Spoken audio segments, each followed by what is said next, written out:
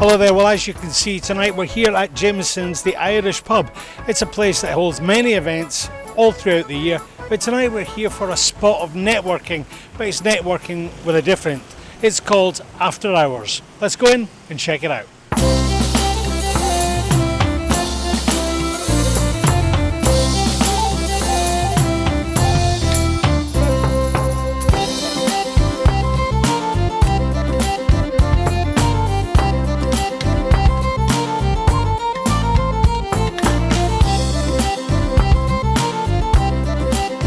Okay, now joining me is Mark Bowling, a guy who's been doing business in Paddy for a number of years. Mark, how are you? Very good, thanks, Paul. Okay, now Mark, After Hours it's your brainchild, right? But this came from years of experience and perhaps years of seeing how you think things should be done, and you want to try and change a little bit.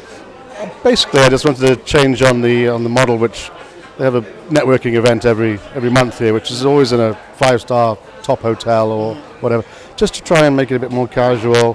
People can sit around, relax clothing, and just chill out a bit more than feeling perhaps a bit stuffy in some of the other events. Okay. Now this is the third one that you've done, I believe. Correct? That's correct. Yeah. And they've always been at Jameson's. And let's tell people. I mean, because you're saying it's casual, but the idea is that people can come along. Yeah.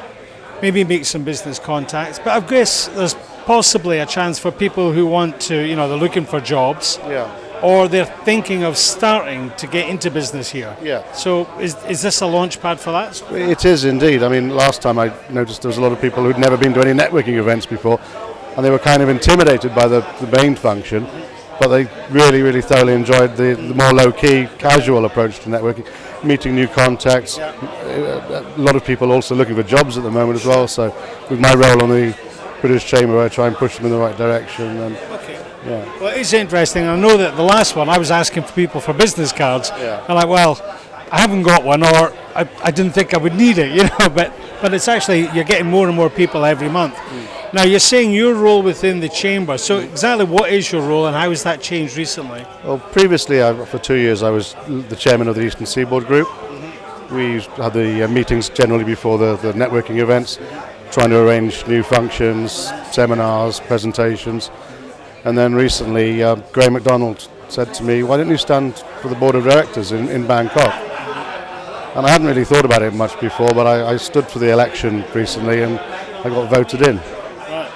For 2 years, because apparently if you come in 8th place, you do 1 year term, but I'm not sure if 2 years is better or one, to be honest with you. All right, okay. But that's all good, isn't it? And I guess the idea will be that then that's going to build a bridge between Bangkok and Pattaya in terms of getting the guys from Pattaya to go up to Bangkok a little bit more. Yeah, absolutely. I mean, I've suggested recently that we put on transport, try and hire a minibus for people who are interested in joining the Bangkok events from the Eastern Seaboard, and obviously cover the cost between as many people as possible. Well, the way the police are now, you could be put on a minibus for tonight to get people over to the dark side, right? Well, that would be a good idea too, yeah.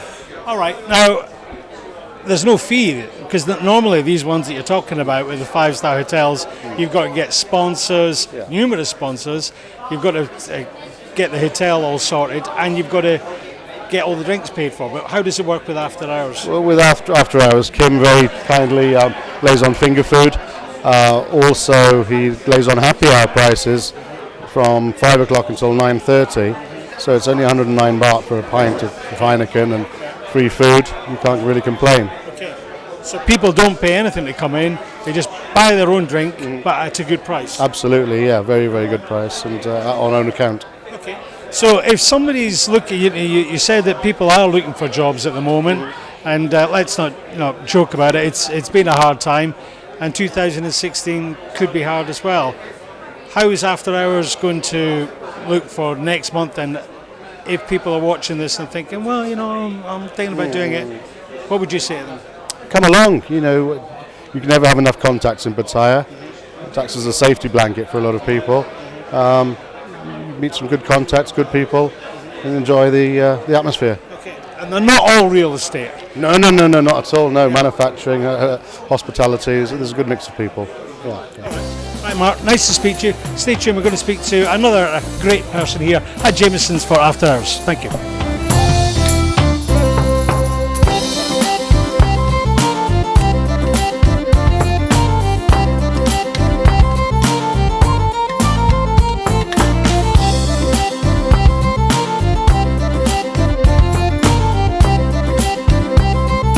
This wonderful lady is Helen Westby. Helen, you are a familiar face to Jameson's. I've seen you many times round the table, and I can never remember the conversations because that's what happens when you're around the table. Tell us, what's your connection with Jameson's and what's your background in the UK? Connection with Jameson's, basically we've known Kim for a number of years through mutual friends, and we do come over to Pattaya at least once a year every year, so we've obviously networked quite a few people that are familiar faces around here. My background, I work as a chief biomedical technician at Cambridge University in the UK, but also a hobby and music journalist, really mostly rock music. Well, there's been a lot going on, of course. I mean, we're filming this now in the first week of February, and we've been inundated with all these rock legends passing away. My goodness, what's happening? I know, it's crazy. Actually, the rock scene seems to go through different phases, but I must admit, out in Pattaya, the one thing we love about this town is rock music is always alive here. It is. It's fantastic, yeah. So, okay, well, you've got your classic rock t-shirt on, course, yeah. So you've got to tell me, because people are always interested in what people are interested in, what's your number one band or artist or song? Okay, well, I'm really into my traditional 70s rock. They go back to Deep Purple, Black Sabbath, Led Zeppelin, but quite a few new bands that have come through in the recent years really into. Black Star Riders is a new favourite of mine, obviously based on Thin Lizzy without Phil Lynott, so, but yeah, that's one of my favourites. Now, just to keep on music for a moment, I know that you, last year, in 2015, you were back in the UK at the Ramblin' Man concert, and Kim and a few other guys from Jameson's went across there. They did. So tell us, in a snapshot, what is Ramblin' Man, and will it happen again this year? Yeah, Ramblin' Man. There used to be a festival in London some years ago called High Voltage, but the problem people had is they couldn't actually camp there and stay over the weekend, and London made it expensive. So the organisers decided to basically make it like one of the major big festivals in the UK, and obviously it was the inaugural one last year. And it's again based around classic rock, but you also have some blues and country thrown in the mix as well. When will that take place? That takes place on the 23rd and 24th of July this year, so it is a 2-day festival, but I think they're looking at maybe extending it in future years if it's successful. And you'll be back again this year? Yes, I certainly And will Mr. Fletcher, the landlord, will he be there? I hope so, he certainly said he would. I think he's getting a bit old for that. Okay, but let's go down a generation and talk about your daughter. Yes. Because she's quite a woman, isn't she? Oh, she certainly is, yeah. Okay. This is Michelle, right? It is Michelle, yeah. Okay, so what makes Michelle so special? Well, obviously her parents for a start. So, brought up on rock music and anything that's associated with it, which obviously goes into the classic cars and motorbikes as well. okay. So always been an interest in that sort of thing, and then obviously she got into her cars a bit more seriously about 4 or 5 years ago. So yeah, she's now becoming quite a professional drifter in her own right. So in a male-dominated sport, that's Absolutely. quite an achievement. So And how old is Michelle? she's 28, be 29 this year. Right, okay. So and the way she's racing, is that all in the UK? It is at the moment, but she's hoping to actually start going further abroad. So Singapore and places like that maybe have got quite a big sports sort of like that. So that would be really good. All right. Well, thanks very much, Helen. There you go, the After Hours event tonight. Networking, but perhaps not as you know it.